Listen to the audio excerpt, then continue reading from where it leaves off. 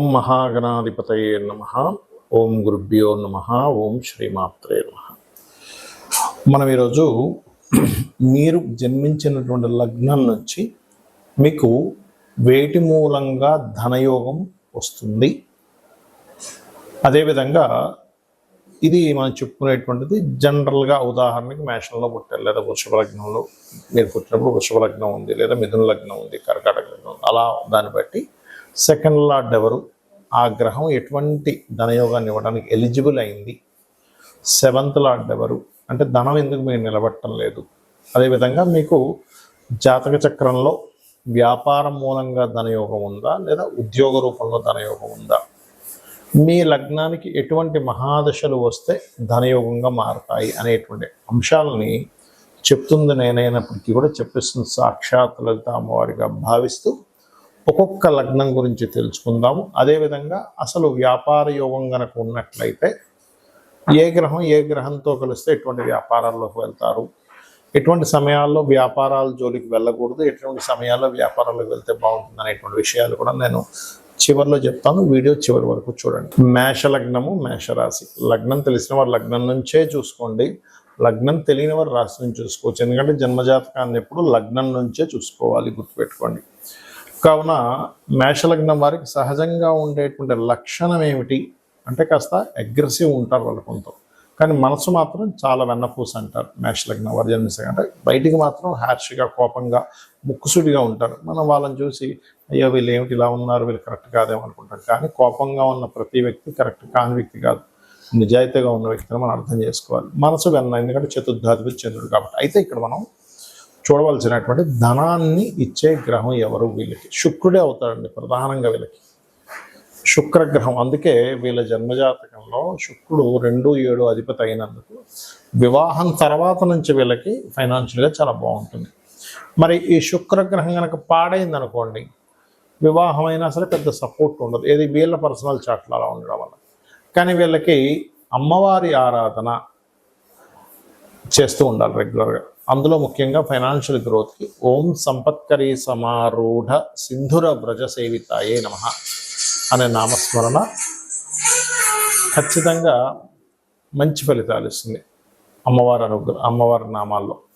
అలాగే మరొక విషయం ఏంటంటే ఇక్కడ దీంతో పాటు చేయవలసినటువంటిది చూసుకున్నట్లయితే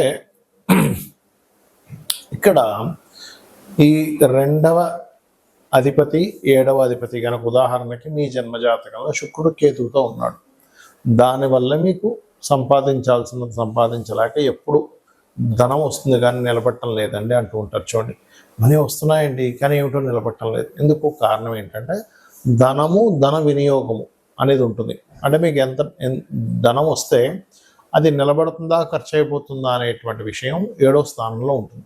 అలాగే 12వ స్థానం కూడా బాగా యాక్టివ్ అయిపోయింది. అంటే ఏంటి, మీ జన్మజాతకంలో గురువు పాడయ్యాడు. ఉదాహరణకి మీరు మేషలగ్నంలో జన్మించారు, మీ యొక్క గురువు బలంగా లేడు, బలహీనంగా పాపగ్రహాల మధ్యన ఉన్నాడు. అప్పుడు కూడా ఎక్కువ ఖర్చులు అవుతాయి. అది వ్యసనాల వల్ల కావచ్చు, ఇంట్లో ఉండేటువంటి విపరీతమైనటువంటి ఖర్చుల వల్ల కావచ్చు, లేనట్లయితే మీకు నడుస్తున్న మహాదశల్లో 12th లార్డ్ ఇన్వాల్వ్ అయినటువంటి మహాదశ రావచ్చు. అలాంటప్పుడు ఏం చేయాలి, మీరు మేషలగ్నంలో పుట్టారు, సంపాదిస్తున్నారు కానీ విపరీతమైన ఖర్చు ఉందండి అనుకునేటువంటి వారు క్లియర్గా మీరు చేయవలసింది ఏమిటి అంటే ఈ గురువుకు సంబంధించిన శనగలు దానంగా ఇవ్వడం. ఈ గ్రహం వెళ్ళి ఏ గ్రహాలతో కలిసిందో వాటికి సంబంధించిన గ్రహాలకు దానం ఇవ్వడం చేస్తూ ఉండాలి. మరి ఎక్కువగా ఇందాక నేను చెప్పినట్టుగా ఫైనాన్షియల్ గ్రోత్కి శుక్రుడు అని చెప్పుకున్నాం. మరి ఏమండి నాకు బిజినెస్ ద్వారా రావాలి అంటే ఏం చేయాలి? ముఖ్యంగా మీరు మేషలగ్నంలో జన్మించారు, బిజినెస్ త్రూగా మీకు ధనయోగం కలగాలి అంటే మీరు చేయవలసింది, మీ జాతకంలో సహజంగానే కొంత బిజినెస్ చేయాలనే ఆలోచనలు ఉంటాయి. 6వ అధిపతి బుధుడు అయినందుకు శని బాగుండాలి, గుర్తుపెట్టుకోండి. లాభాధిపతి అంటే బిజినెస్ దేనికోసం చేస్తాం, ఒక లాభం రూపాయి రావడానికి, తద్వారా ఇంకో వ్యక్తి మీ దగ్గర కొంతమంది పనిచేసే వాళ్ళకు కూడా జీతం అవ్వడానికి, కానీ ఇట్లా ఏదైనా సరే లాభం ప్రధానంగా ఉంటుంది బిజినెస్లో. లాభం లేకపోతే అది వ్యాపారం అవ్వదు. సేవ వేరు, బిజినెస్ వేరు.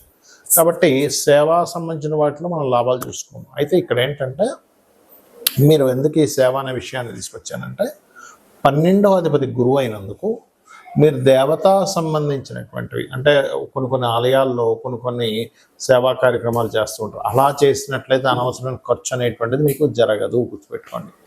అలాగే మీరు చాలా జాగ్రత్త పడవలసింది ఏమిటంటే ప్రతి మనిషి కూడా తన బిజినెస్లో ఇంప్రూవ్ అవ్వాలన్నా, తను వ్యాపారంలో బాగా కలిసి రావాలన్నా, లేకపోతే ఉద్యోగంలో కలిసి రావాలన్నా కొన్ని వాటి జోలికి వెళ్ళకూడదు. మేషం వారు అప్పులు ఇవ్వడం, అప్పు విషయంలో చాలా జాగ్రత్తగా ఉండాలి. ఇది కనుక చేయగలిగితే ఖచ్చితంగా మీకు బాగుంటుంది. ఇక్కడ మనకి ధనం అనేటువంటిది వ్యాపార రూపంలో వస్తుందా, ఉద్యోగ రూపంలో వస్తుందా అనేటువంటి విషయం జ్యోతిష్శాస్త్రంలో చాలా స్పష్టంగా ఉంటుంది. అది ఎలా తెలుసుకోవాలి అంటే స్వేచ్ఛాయోగము అని ఉంటుంది. అంటే శని కేతువులు కలిసి ఉంటే దాన్ని స్వేచ్ఛాయోగము. అది జన్మజాతకంలో 159 యాక్సెస్లో ఉండొచ్చు, లేనట్లయితే రాశిచక్రంలో ఒకే దగ్గర కలిసి ఉండి, లేదా ఒక్కొక్కసారి ఒకే రాశి సంబంధాలు అంటారంటే అది తక్కువగా పనిచేస్తుంది. అంటే వృషభం, తుల చూడ్డానికి షష్టాష్టకాల్లో ఉన్నప్పటికీ, అదేవిధంగా మేషము, వృశ్చికము, మకరము, కుంభము, ధనస్సు, మీనము, మిథునము, కన్య, కర్కాటక, సింహరాశుల్లో ఉంటే కూడా అది కొంత కనెక్టివిటీ ఉంటుంది. అయితే 159 యాక్సెస్లో కలిసినప్పుడు స్వేచ్ఛాయోగం. అప్పుడు అలాంటి వారికి ఏంటంటే ఉద్యోగం మీద ఇంట్రెస్ట్ ఉండదు, వ్యాపారం చేయాలనే ఉంటుంది. కాకపోతే ఈ కాంబినేషన్ ఉన్నప్పుడు కొన్ని ఆటంకాలు కూడా లైఫ్లో జరుగుతాయి. దీన్ని ఫస్ట్ మీరు బ్రేక్ చేయాలి. ఏ ఉద్యోగంలో అయినా వ్యాపారంలో అయినా కలిసి రావాలంటే ఏం చేయాలి? దానికంటే వెంకటేశ్వర స్వామి ఆరాధన చేయడం కంటే మరొకటి లేదు. లేదండి గణపతి ఆరాధన చేస్తాం, చేయండి, తప్పేం కాదు. ఇది మెయిన్. రెండవది ఏంటంటే మీ పర్సనల్ చార్ట్లో అసలు వ్యాపార యోగం ఉంటే లేదా ఉద్యోగ యోగం ఉంటే ఎలా ఉందో తెలుసుకోండి. ఉద్యోగ యోగం ఉంది, వ్యాపార యోగం లేదు. అలాంటప్పుడు కొంతమందికి ఉద్యోగం ఇక్కడ ఉండి మీరు పుట్టిన ప్రదేశము, మీరు పెరిగిన ప్రదేశము, మీరు చదువుకున్న ప్రదేశాల్లో రాదు. ఒకసారి ఎందుకు రాదు అంటే వారికి 2-12 అది కొన్ని యోగాల్లో అది మంచి యోగం కాదని చెప్పారు. కానీ ఇప్పుడున్నటువంటి సమాజంలో అందరూ విదేశాలకు వెళ్ళి సంపాదించుకునేటువంటి రోజులు మనకు నడుస్తున్నాయి. కాబట్టి సర్వసాధారణంగా 2-12 అంటే విదేశీ ధనయోగంగా మారింది ఇప్పుడు. కాబట్టి 2-12 కాంబినేషన్ ఉన్నట్టు 2వ అధిపతి 12వ అధిపతి కలిసి ఆ పోర్ట్ఫోలియోలు కనుక బలంగా ఉండి ధనయోగం బలంగా ఉంటే వీళ్ళు విదేశాలకు వెళ్ళడం ద్వారా సెటిల్ అవుతారు, కానీ దగ్గరగా సెటిల్ అవ్వరు. ఏమంటే విదేశాలకు వెళ్ళేంత స్తోమత లేదు, మరి ఎలాగా అనుకునేటువంటి వారు ఉన్న స్టేట్ మారడం, ఉన్న ప్రదేశం మారితే అప్పుడు మీకు బాగుంటుంది. అదేవిధంగా 9-10 కాంబినేషన్ ఉంది, టీచింగ్ జాబ్స్లోకి వెళ్ళడం. అలా మీకు ఎప్పుడైనా సరే ఒక ఏజ్లోనే, అంటే ఒక 9th 10th ఈ ఏజ్లో ఉన్నప్పుడు, ఇంకా చిన్నప్పుడే కూడా మీరు కనుక జాతకం చూసుకొని జనరల్గా జ్ఞానాన్ని పెంచుకోవడానికి చదువుకునే చదువులు వేరు. మీరు ఫలానా ప్రొఫెషన్ తీసుకుంటాను అన్నప్పుడు దానిలో ధనయోగం ఉందా లేదా అన్నప్పుడు మీ ధనాధిపతి ఏ ప్రొఫెషన్ కనెక్ట్ అయి ఉన్నాడో తెలుసుకోవాలి. అప్పుడు మీకు ఉదాహరణకి కుజుడితో సంబంధాలు కలిగి ఉన్నాడు, అప్పుడు IPS IAS మన ఏదైతే మనకి చూడండి పోలీస్ డిపార్ట్మెంట్ ఇట్లాంటి వాటిల్లోకి వెళ్తే మీకు కెరియర్ అనేది బాగుంటుంది. లేదా దశమాధిపతి ఎలా ఉన్నాడు, లేదా D10 చార్ట్, దశాంశ చక్రము అంటారు. ఆ యొక్క D10 చార్ట్లో దశాంశ చక్రంలో ఈ దశమాధిపతి ఏ గ్రహంతో బలంగా ఉన్నాడు అది ఇన్ డీటెయిల్డ్గా చూసేది. అంటే టైం ఎక్కడ కూడా తప్పు ఉండకూడదు. పర్ఫెక్ట్ టైం ఉన్న వాళ్ళకి మాత్రమే వర్గ చక్రాల్లోకి వెళ్ళాలి. ఈ రకంగా చూసుకోవాలి. అంటే మొట్టమొదటిగా మీకు ఇక్కడ ఉందా, విదేశాల్లో ఉందా, లేదా ఉన్న ఊరు మారితే ఉందా. ఇంకోటి ఏంటి, కొంతమందికి కొంత అంటే మొట్టమొదటి ఒక 2-3 సంవత్సరాలు కొంత డిస్టర్బెన్స్ ఉంటుంది. వెంటనే వాళ్ళు ఏం చేస్తారంటే అయ్యో నాకు ఉద్యోగం రావట్లేదు అని అనుకుంటారు. అలా కాదు, ఆ పర్టికులర్గా ఆ డిస్టర్బెన్స్ ఉన్నప్పుడు ఉండే మహాదశ అంతర్దశలకి దానం ఇచ్చుకుంటే అది క్లియర్ అయిపోయిందంటే 2-3 సంవత్సరాల తర్వాత ఆ వ్యక్తి చాలా టాప్ పొజిషన్లోకి వెళ్ళే టైం కూడా వస్తుంది. ఒక్కోసారి అది చెక్ చేసుకోవాలి. ఇక వ్యాపారం గురించి చూద్దాం. ఎంత వ్యాపారం చేస్తున్నానో కలిసి రావట్లేదు, ఎన్ని వ్యాపారాలు చేస్తున్నా కలిసి రావట్లేదు అంటే మొట్టమొదటిది మీరు ఎంచుకున్న వ్యాపారం మీకు సరైనటువంటిది కాదు. ఇది ప్రధానంగా గుర్తుపెట్టుకోండి. మీరు ఎంచుకున్నది సరైనటువంటిది కాదు. ఎందులో ధనం రావాలో అందులో వెళ్లకుండా రివర్స్లో వెళ్తున్నారని అర్థం. మరి దీన్ని వ్యాపార యోగం ఉందా లేదా మొట్టమొదటిగా మనం చెక్ చేసుకోవాలంటే వ్యాపార కారకుడు అంటారు బుధుడు. ఆ బుధుడు మీ జన్మజాతకంలో ఎలా ఉన్నాడు, పాపకత్తెరలో ఉన్నాడా, ఎన్ని వ్యాపారాలు చేసినా మీకు ఏదో కొంతకాలం కలిసి వచ్చినగా వస్తుంది, తర్వాత నష్టపోతుంటారు, మళ్ళీ అప్పులు తెస్తారు, మళ్ళీ వాటిని తీర్చుకుంటూ ఉంటారు, అలా అమ్ముతారు, ఇది అమ్ముతారు, ఇలా నడుస్తూ ఉంటుంది. అలా కాదండి, బుధుడు చాలా బాగున్నాడు, ధనాధిపతి బాగున్నాడు, లాభాధిపతి బాగున్నాడు, ఆలోచన స్థాన కారకుడు బాగున్నాడు, సప్తమాధిపతి బాగున్నాడు, అప్పుడు ఖచ్చితంగా బాగుంటుంది. అంటే ఏమిటి ఇక్కడ, మీ జన్మజాతకంలో గనక సప్తమాధిపతి బాగుంటే పార్ట్నర్షిప్స్ ద్వారా మీరు వ్యాపారాలు యోగిస్తాయి. అలా కాదండి, వ్యాపార కారకుడు బుధుడు లేదా ధనాధిపతి ఏ గ్రహంతో కలిసి ఉన్నాడో చూసుకోండి. ఉదాహరణకి వరుసగా ఒక్కొక్క గ్రహాన్ని తీసుకుంటే మీకు రవి గ్రహంతో కలిసి ఉన్నాడు, మెడికల్ ఆరోగ్యాన్ని ఇచ్చే దాంట్లో బాగా కలిసి వస్తుంది. మీకు మెడికల్ షాప్ కావచ్చు, హాస్పిటల్స్ కావచ్చు, మెడికల్ రిలేటెడ్ ఆరోగ్యాన్ని ఇచ్చేటువంటి న్యూట్రిషన్స్ కావచ్చు, ఎనీ మీరు చేసేటువంటి ఏ వ్యాపారమైన ఆరోగ్యానికి సంబంధించింది ఖచ్చితంగా బాగుంటుంది. చంద్రుడితో కలిసి ఉన్నాడు, టూర్స్ అండ్ ట్రావెల్స్, అయితే ఇక్కడ శుక్రుడు కూడా బాగుండాలి. టూర్స్ అండ్ ట్రావెల్స్ లేనట్లయితే ఫుడ్ రిలేటెడ్ బిజినెస్లు, మెడిటేషన్ సెంటర్స్, ఆహ్లాదాన్ని కలిగించేటువంటిది, బట్టల షాపులు, ఇవన్నీ కూడా బాగుంటాయి.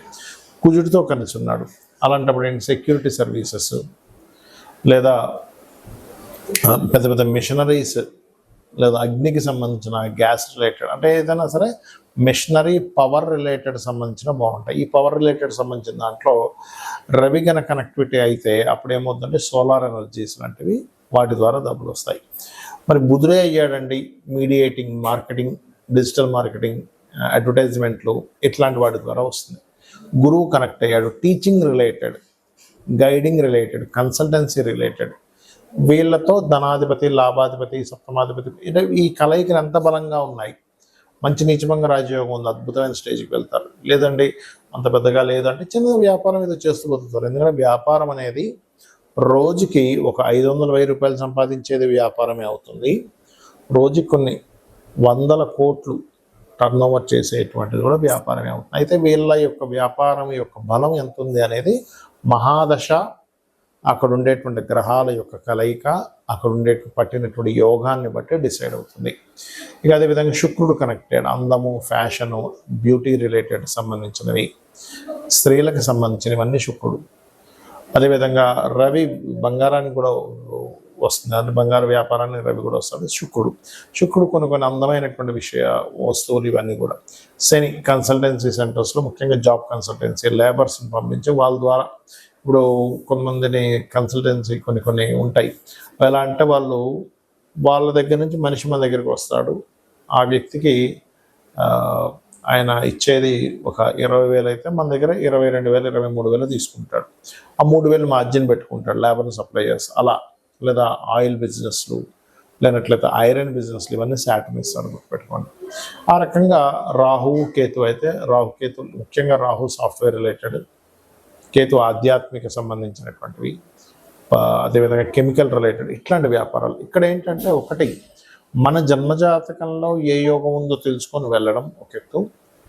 అసలు ఏ యోగాలు లేవండి, చాలా ప్రాబ్లమాటిక్గా ఉందన్నప్పుడు అమ్మవారిని నమ్ముకుంటూ, అమ్మవారి ఆరాధన చేసుకుంటూ ముందుకు వెళ్ళడం. జాబ్ రావట్లేదు, ఓం మాణిక్యముకుటాకార జానుద్వై విరాజితాయే నమః, లేదా ఓం శ్రీమాత శ్రీ మహారాజ్ని శ్రీమత్ సింహాసనేశ్వరి నమః, ఈ 2 నామాలు ఏది చేసుకున్నా మీకు జాబ్ అనేటువంటిది వస్తుంది. అయితే భక్తి శ్రద్ధలతో నమ్మకంగా చేసుకోవాలి.